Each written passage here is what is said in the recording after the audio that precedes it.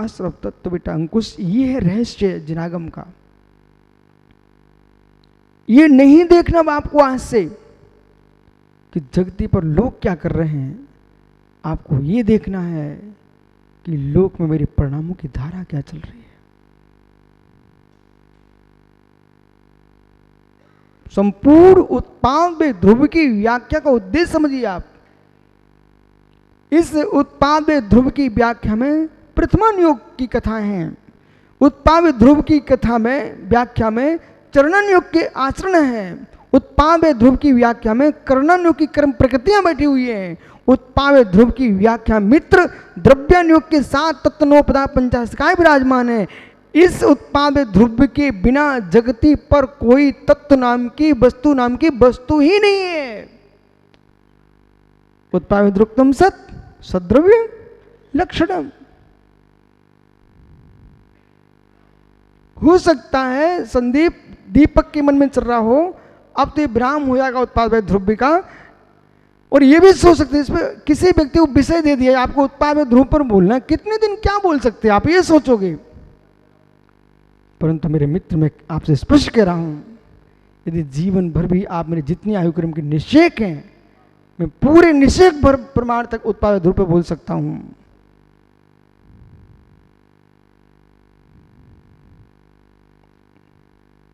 इसके बाहर कोई विषय ही नहीं है।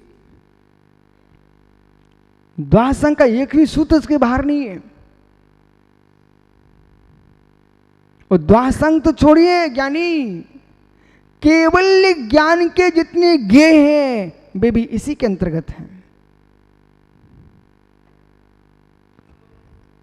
केवली भगवान के जितने ज्ञेय बनते हैं, नानम ने प्रमाणम, भगवान का ज्ञान ज्ञेय प्रमाण है। वो संपूर्ण ज्ञेय अनंत अनंत सिद्धों का केवल्य, होने वाले सिद्ध, हो चुके सिद्ध, हो रहे सिद्ध, सबके ज्ञेयों का जो विषय बनता है उत्पाद ध्रुव युक्तम सत सद्रुव लक्षणम है। क्या इसके बाहर कुछ ज्ञानी?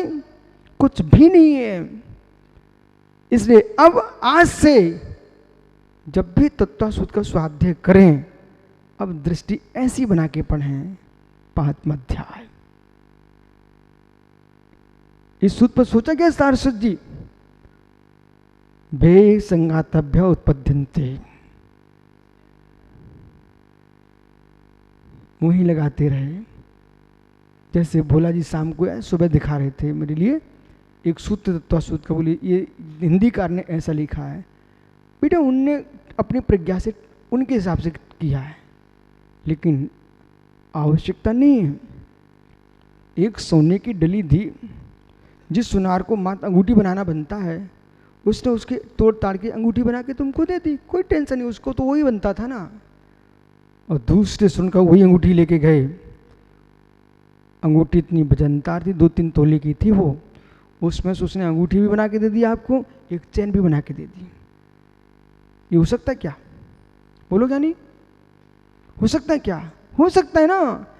ऐसे मित्र जिसकी जितनी प्रज्ञा है उतना आभूषण बनाएगा, जिसकी प्रज्ञा विशेष है उसमें और आभूषण बना लेगा।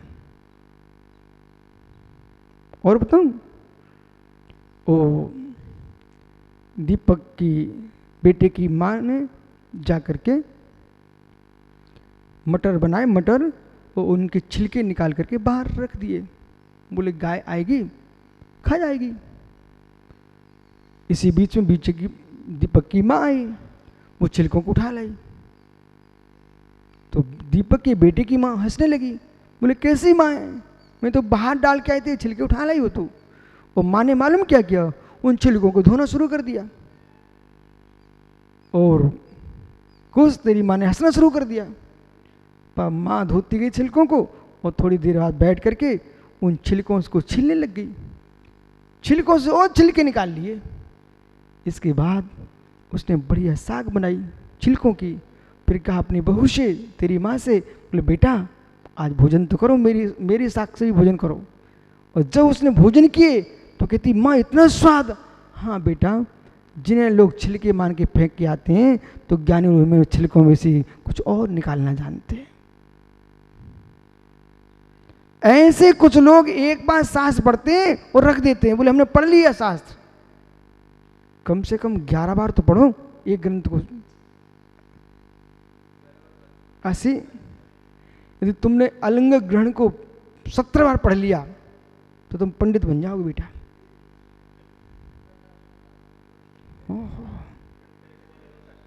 अलंग ग्रहण को 17 बार पढ़ लो बेटा।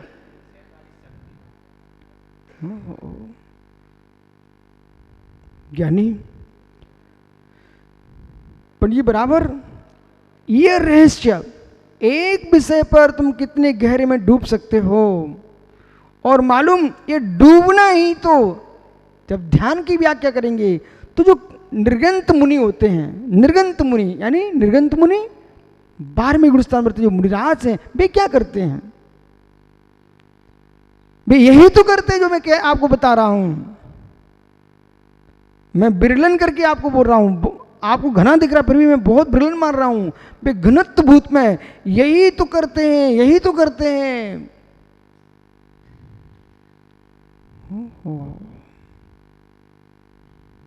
यही तो करते हैं। क्या करते हैं? मात्र श्रुत की लीनता उनके पास।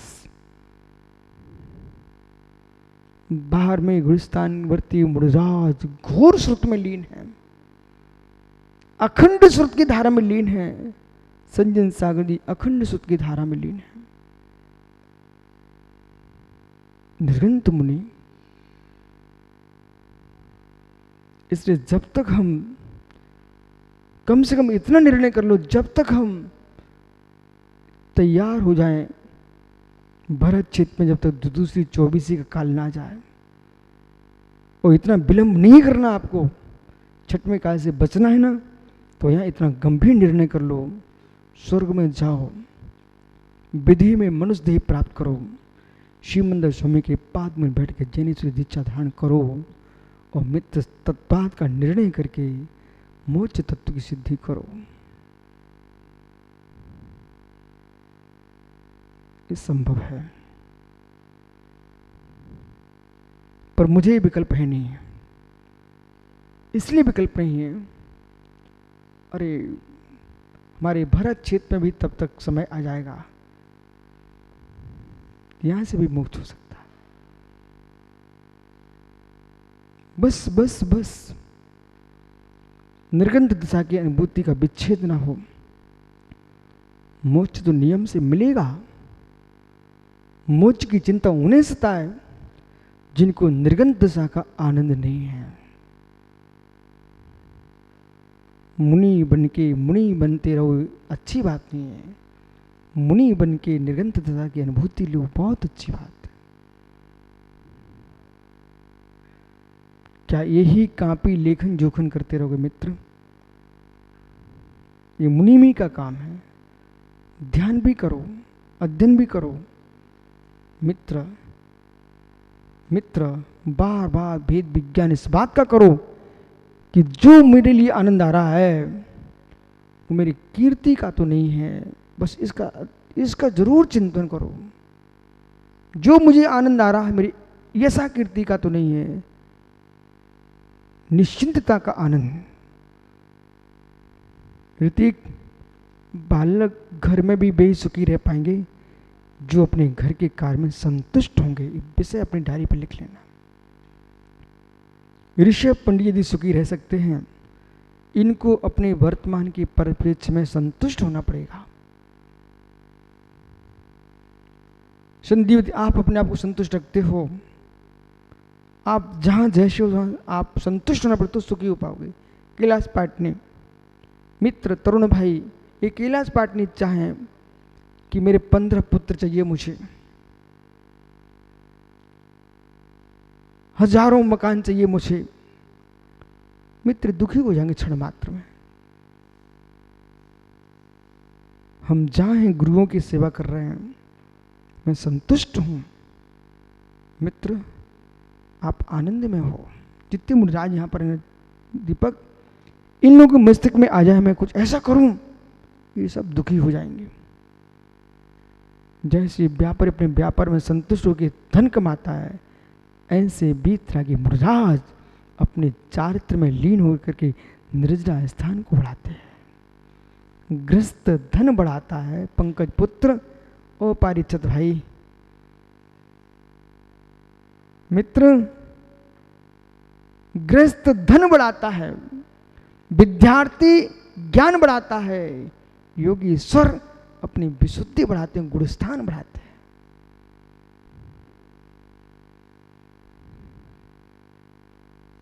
ऐसे बढ़ाओ, ऐसे बढ़ाओ,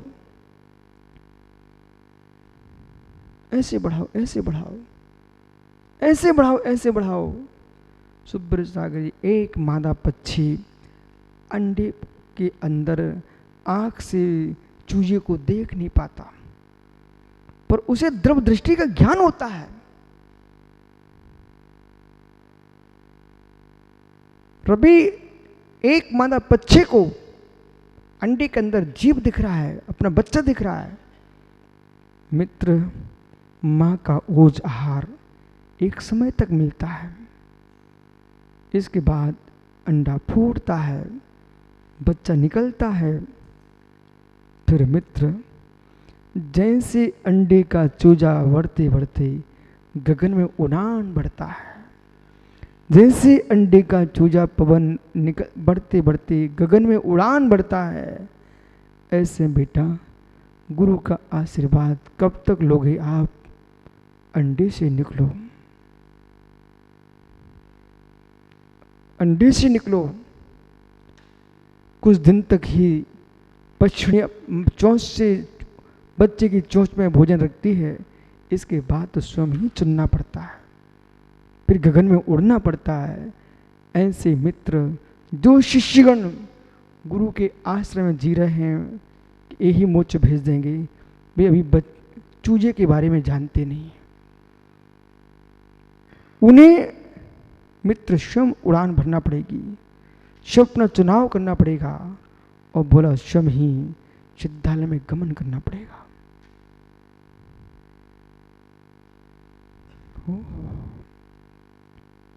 स्वयं ही निर्णय करना पड़ेगा, स्वयं ही निर्णय करना पड़ेगा। इसका मतलब ये नहीं कि उड़ान भरने का मतलब एकल विहार कर जाए। हो ये भावों की उड़ान की व्याख्या है, ये परिणामों की उड़ान की व्याख्या है। नीत भाई सुब्रत सौम्य सागर तो तैयार ही हैं, उड़ान भरना मुझे अब। ओहो, हे मित्र, ये भावों की दशा की उड़ान की व्याख्या है।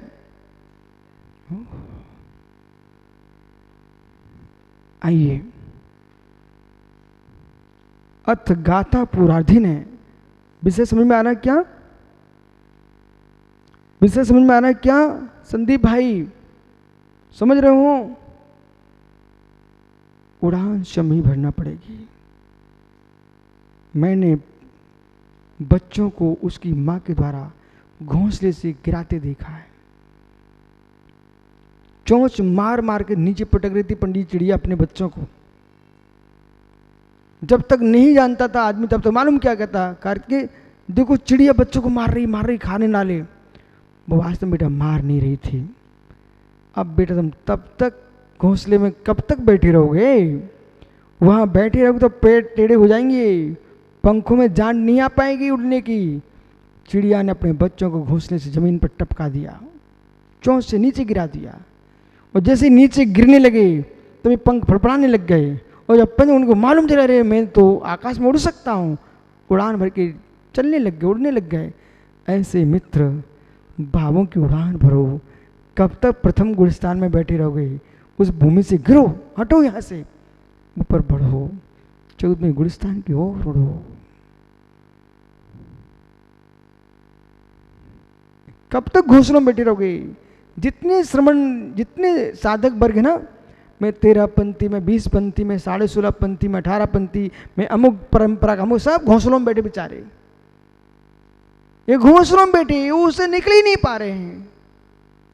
इन घोंसलों से निकलो, ये पंथ के घोंसले मोक्ष नहीं भेजेंगे। रत्नात्रय धर्म की निर्मलता और भेद विज्ञान की पवित्रता और विशुद्धि अंश तुमको गगन में भेजेंगे सिद्धालय की ओर।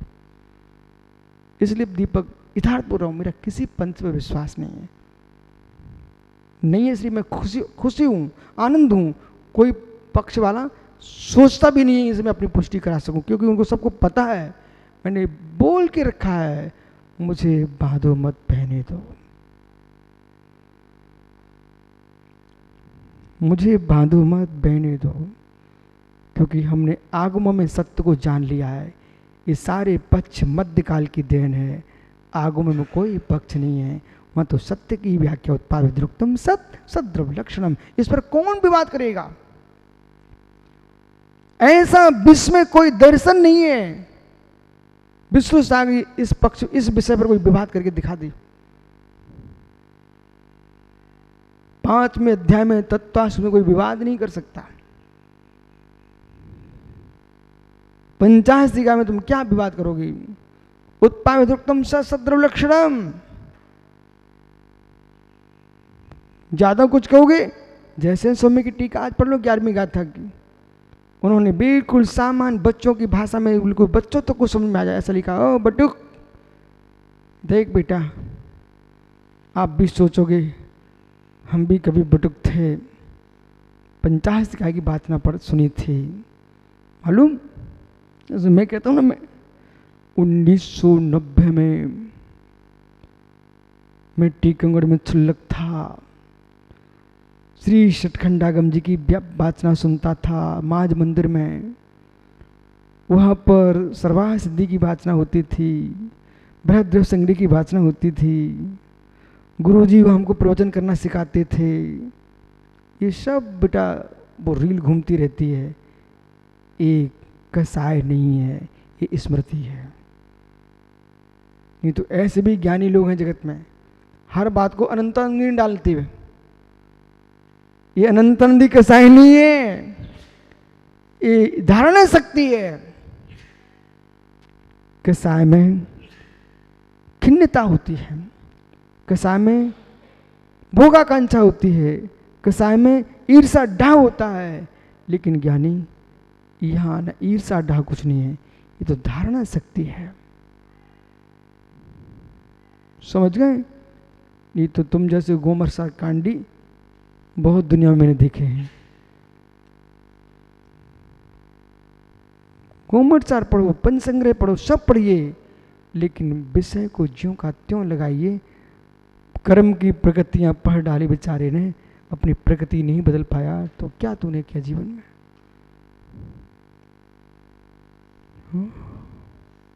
देखो भाई,